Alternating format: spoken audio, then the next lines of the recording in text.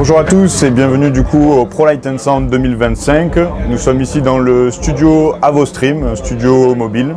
On va vous présenter une des nouveautés de l'année qui est un logiciel vidéo, Prism 2, donc qui est la continuité de Prism 1 et le début d'une série de logiciels Media Server d'Avolight. Donc Prism 2 aujourd'hui, quelque chose d'assez simple et assez efficace sur plusieurs configurations. On peut faire plusieurs layers, autant de layers qu'on souhaite. On peut faire plusieurs dossiers dans lesquels on viendra y intégrer les médias vidéo ou les photos de l'événement en question. La spécificité de Prism 2, c'est qu'on va pouvoir intégrer des entrées NDI, des sorties NDI, qui vont nous permettre de renvoyer du flux dans d'autres consoles ou d'autres médias serveurs pour avoir un visuel de ce qu'on fait. On va pouvoir également faire plusieurs régions. Donc les régions, ça va être des surfaces de projection différentes. Si on avait plusieurs écrans LED ou plusieurs vidéoprojecteurs. Je vais vous le montrer rapidement. Voilà, tout simplement de faire le lien entre le média serveur, qui est Prism, lié à la console, ici. Ce lien-là, l'avantage c'est qu'il ne va pas être patché en DMX, il va prendre aucune ressource DMX, il n'apparaît pas dans le patch, c'est un tunnel propriétaire. Et une fois que la liaison est établie, ça va nous permettre de travailler les différents layers. Donc dans notre cas là on était parti sur 2 layers.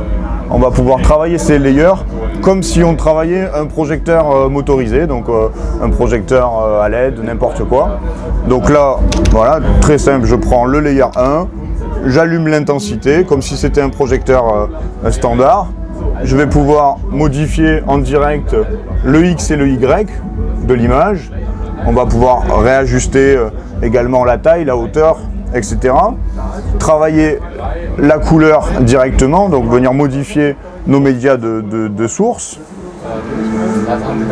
On va avoir accès à toutes les banques de médias qu'on aura rentrées précédemment. Donc on l'avait vu vite fait ici. Donc là on a une banque égale dossier. Donc un dossier dans lequel on a mis des médias. Si on en avait eu plusieurs, il sera apparu ici. Et on a directement le preview de tous les médias, ce qui vont nous permettre, voilà, d'envoyer différents médias dans un layer ou dans un autre. Et ensuite venir réajuster les emplacements des images, par exemple, voilà, un layer à gauche, un autre layer à droite. Le deuxième intérêt de pouvoir travailler comme ça et récupérer ces informations-là, c'est ensuite de pouvoir mixer la vidéo et la lumière. Donc aujourd'hui, plus on avance dans le temps, plus on travaille avec des projecteurs complexes, des projecteurs à multi-instances, avec beaucoup de LED séparés et de plus en plus complexes finalement à piloter. Là, la solution qu'on propose, c'est de piloter ce genre de projecteur comme si c'était des dalles vidéo. Donc on va pouvoir, par exemple, sélectionner plusieurs projecteurs. Donc dans notre cas, tac, je vais vous le mettre ici. Voilà. Dans notre cas, ce sont des spiders. Sur ces spiders-là, je vais pouvoir faire un effet de pixel map. On ne va pas rentrer dans les détails des possibilités du pixel map, mais on va aller directement chercher la source synergie. Donc le pixel map, on va faire plusieurs effets, mais là on va juste lui dire envoie cette vidéo synergie dans les projecteurs de la scène. Et voilà, exemple simple, hein. Là j'ai fait quelque chose de très facile, mais si je bouge l'image, hop, on va le refaire. Si je bouge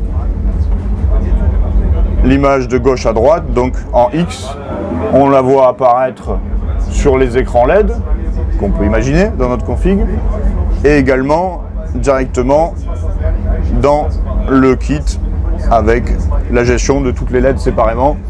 Donc ça permet de gérer la vidéo assez facilement, de pouvoir faire une queue list facilement et des effets assez complexes avec par exemple une montée de l'image qui part du bas vers le haut et qui va inclure les écrans LED, les vidéoprojecteurs et également toutes les sources de notre scène, assez entre guillemets plug and play sans avoir d'autres outils externes vu qu'on reste dans un même protocole.